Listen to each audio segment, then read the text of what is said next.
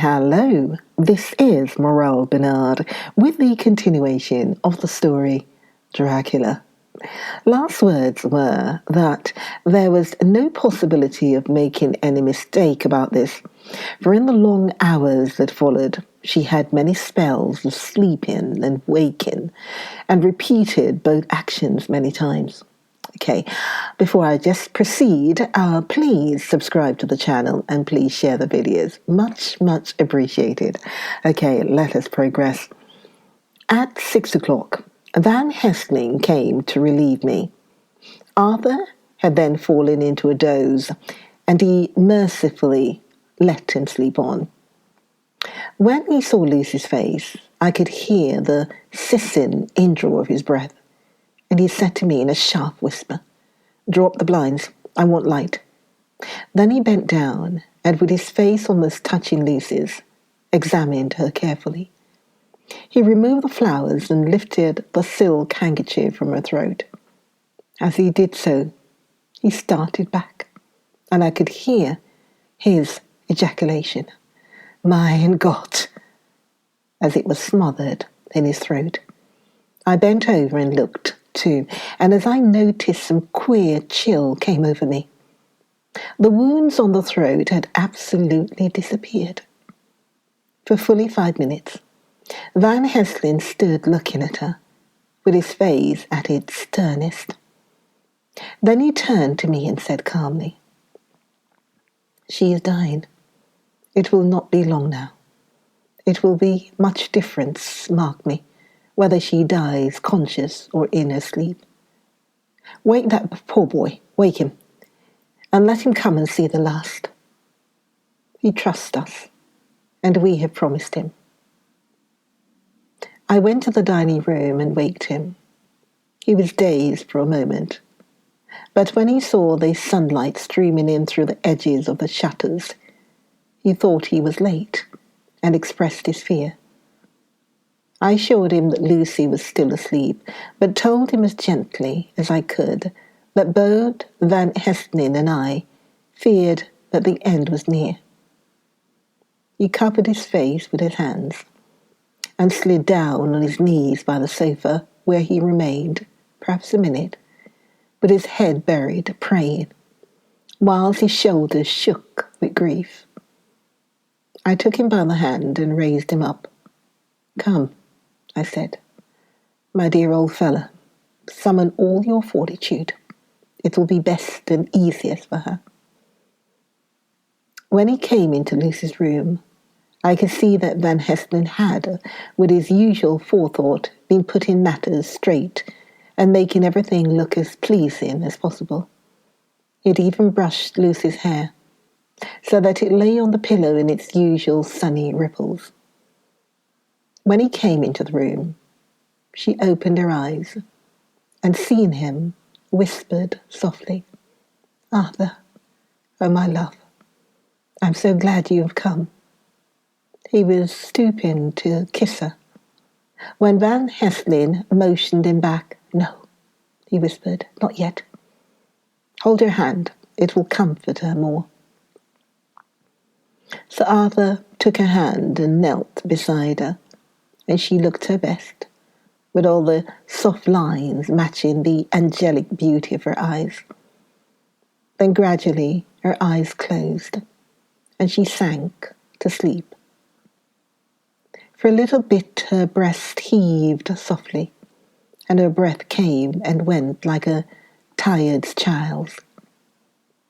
And then, insensibly, there came the strange change which I had noticed in the night. Her breathing grew stertorous, the mouth opened, and the pale gums drawn back made the teeth look longer and sharper than ever. In a sort of sleep-waking, vague, unconscious way, she opened her eyes, which were now dull and hard at once, and said in a soft, voluptuous voice, such as I have never heard from her lips, "Arthur, oh my love, I'm so glad you have come. Kiss me." Arthur bent eagerly over to kiss her, But at that instant Van Helsing, who, like me, had been startled by her voice, swooped upon him, and catching him by the neck with both hands, dragged him back, and with a fury of strength which I never thought he could have possessed, and actually hurled him across the room. "Not for your life," he said, "not for your living soul and hers." And he stood between them like a lion at bay. Arthur was so taken aback that he did not for a moment know what to do or say, and before any impulse of violence could seize him, he realized the place and the occasion, and stood silent, waiting. I kept my eyes fixed on Lucy, as did Van Helsing, and we saw spasms of rage flit like a shadow over his face. The sharp teeth champed together. Then her eyes closed, and she breathed heavily.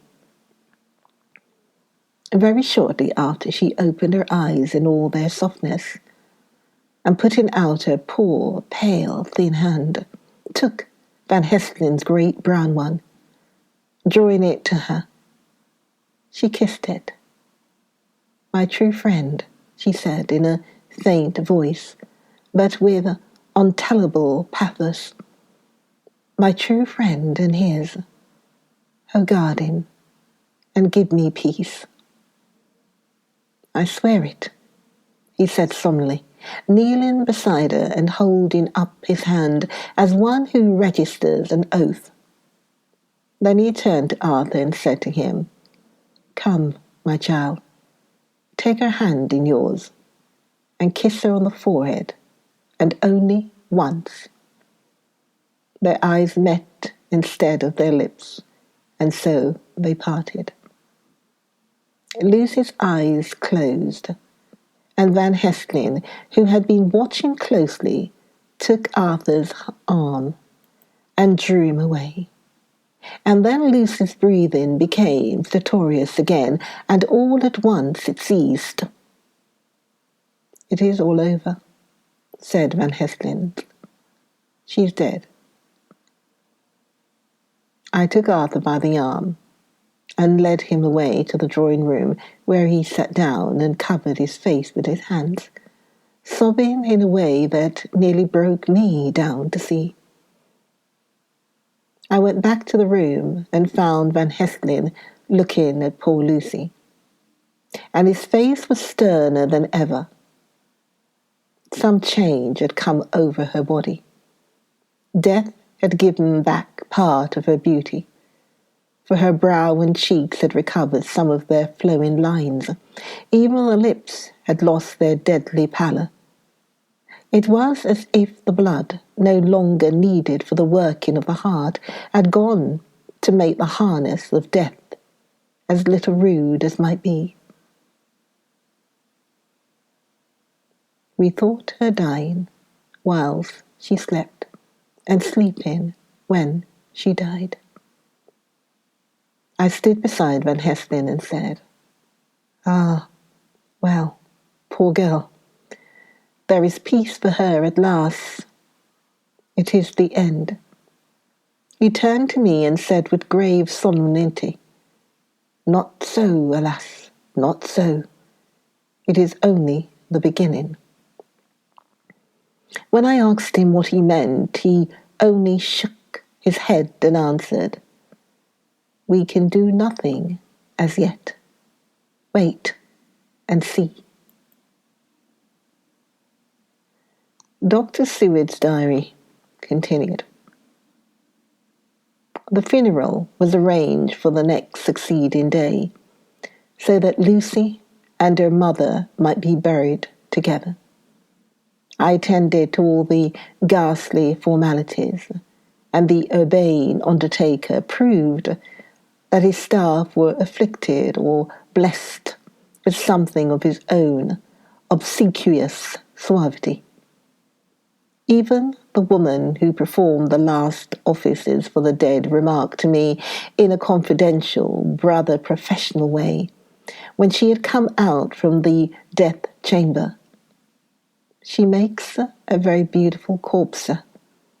It's quite a privilege to attend on her. It's not too much to say that she will do credit to our establishment. I noticed that Van Hesselin never kept far away. This was possible from the disordered state of things in the household. There were no relatives at hand. And as Arthur had to be back the next day to attend at his father's funeral, we were unable to notify anyone who should have been bidden. Under the circumstances, Van Hesselin and I took it upon ourselves to examine papers, etc. He insisted upon looking over Lucy's papers himself. I asked him why, for I feared that he, being a foreigner, might not be quite aware of English legal requirements, and so might in ignorance make some unnecessary trouble. He answered me, I know. You forget that I am a lawyer as well as a doctor. But this is not altogether for the law. You knew that when you avoided the coroner. I have more than him to avoid. There may be papers more such as this. As he spoke, he took from his pocket book the memorandum which had been in Lucy's breast, and which she had torn in her sleep. When you find anything of the solicitor who is for the late Mrs. Westerner, seal all her papers, and write him tonight. For me, I watch her in the room, and in Miss Lucy's old room all night, and I myself search for what may be. It is not well that her very thoughts go into the hands of strangers. I went on with my part of the work, and in another half hour had found the name and address of Mrs. Westerner's solicitor, and had written to him. All the poor lady's papers were in order. Explicit directions regarding the place of burial were given. I had hardly sealed the letter when, to my surprise, Van Hesselin walked into the room saying, Can I help you, friend John? I'm free, and if I may, my service is to you. Have you got what you look for? I asked, to which he replied, I did not look for any specific thing. I only hoped to find, and find I have.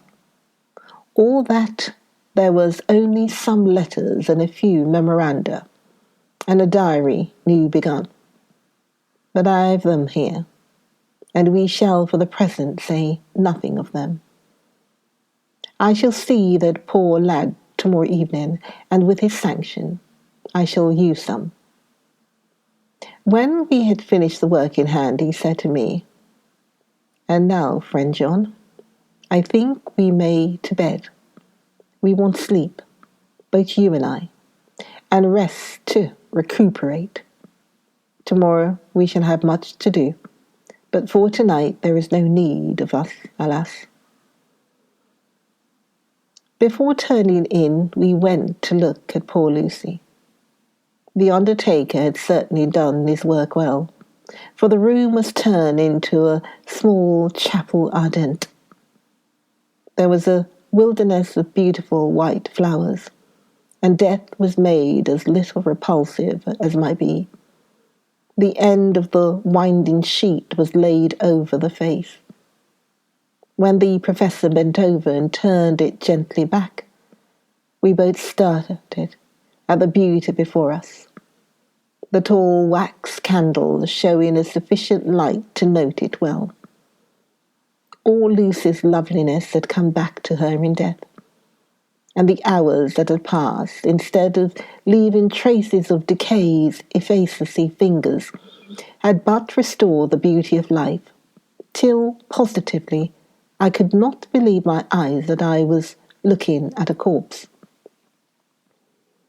The professor looked sternly grave. He had not loved her as I had, and there was no need for tears in his eyes. He said to me, Remain till I return, and left the room. He came back with a handful of wild garlic from the box waiting in the hall, but which had not been opened, and placed the flowers amongst the others on and around the bed. Then he took from his neck, inside his collar, a little gold crucifix, and placed it over the mouth. He restored the sheet to its place, and we came away. I was undressing in my own room, when with a premonitory tap at the door he entered, and at once began to speak. "Tomorrow, I want you to bring me, before night, a set of post-mortem knives." "Must we make an autopsy?" I asked. "Yes and no. I want to operate, but not as you think. Let me tell you now, but not a word to another. I want to cut off her head and take out her heart." "Ah, you a surgeon, and so shocked. You whom I have seen with no tremble of hand or heart do operations of life and death that make the rest shudder.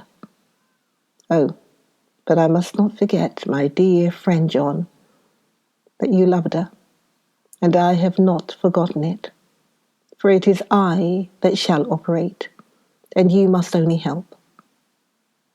I would like to do it tonight, but for Arthur I must not. He will be free after his father's funeral tomorrow, and he will want to see her, to see it. Then, when she is coffined, ready for the next day, you and I shall come when all sleep. We shall unscrew the coffin lid, and shall do our operation, and then replace all, so that none know, save we alone." "But why do it at all? The girl is dead. Why mutilate her poor body without need? And if there is no necessity for a post-mortem and nothing to gain by it, no good to her, to us, to science, to human knowledge, why do it? Without such it is monstrous." For answer, he put his hand on my shoulder and said with infinite tenderness, "Friend John, I pity your poor bleeding heart, and I love you the more because it does so bleed. If I could, I would take on myself the burden that you do bear. But there are things that you know not, but that you shall know, and bless me for knowing, though they are not pleasant things, John, my child. You have been my friend now for many years, and yet did you ever know me to do any without good cause? I may err, I am but man, but I believe in all I do. Was it not for these causes that you sent for me when the great trouble came? Yes. Were you not amazed, nay, horrified, when I would not let Arthur kiss his love, though she was dying, and snatched him away by all my strength? Yes. And yet you saw how she thanked me with her so beautiful dying eyes, her voice, too, so weak, and she kissed my rough older hand and blessed me. Yes. And did you not hear me swear promise to her, and so she closed her eyes grateful? Yes. Well, I have good reason now for all I want to do. You have for many years trust me, you have believed me weeks past, when there be things so strange that you might have well doubt. Believe me yet a little, friend John. If you trust me not, then I must tell what I think, and that is not perhaps well. And if I work, as work I shall, no matter trust or no trust, without my friend trusting me, I work with heavy heart and feel, oh, so lonely when I want all help and courage that may be." He paused a moment and went on solemnly. "Friend John, there are strange and terrible days before us. Let us not be two, but one, that so we work to a good end. Will you not have faith in me? I took his hand and promised him. I held my door open as he went away and watched him go into his room and close the door. As I stood without moving, I saw one of the maids pass silently along the passage. She had her back towards me, so did not see me, and go into the room where Lucy lay. The sight touched me. Devotion is so rare, and we are so grateful to those who show it unasked to those we love. Here was a poor girl putting aside the terrors which she naturally had of death to go watch alone by the bier of the mistress whom she loved, so that the poor clay might not be lonely till laid to eternal rest. I must have slept long and soundly, for it was broad daylight, when Van Hesselin waked me by coming into my room. He came over to my bedside and said, "You need not trouble about the knives. We shall not do it." "Why not?" I asked, for his solemnity of the night before had greatly impressed me. "Because," he said, "it is too late, or too early. See?" Here he held up the little golden crucifix. This was stolen in the night. "How stolen?" I asked in wonder, "since you have it now." "Because I get it back from the worthless wretch who stole it, from the woman who robbed the dead and the living. Her punishment will surely come, but not through me. She knew not altogether what she did, and thus the knowing she only stole. Now we must wait." He went away on the word, leaving me with a new mystery to think of, a new puzzle to grapple with. The forenoon was a dreary time, but at noon the solicitor came, Mr. Marquand of Holman Sons, Marquand and Lidderdale. He was very genial and very appreciative of what we had done, and took off our hands all cares as to details. During lunch he told her that Mrs. Westerner had for some time expected sudden death from her heart, and had put her affairs in absolute order.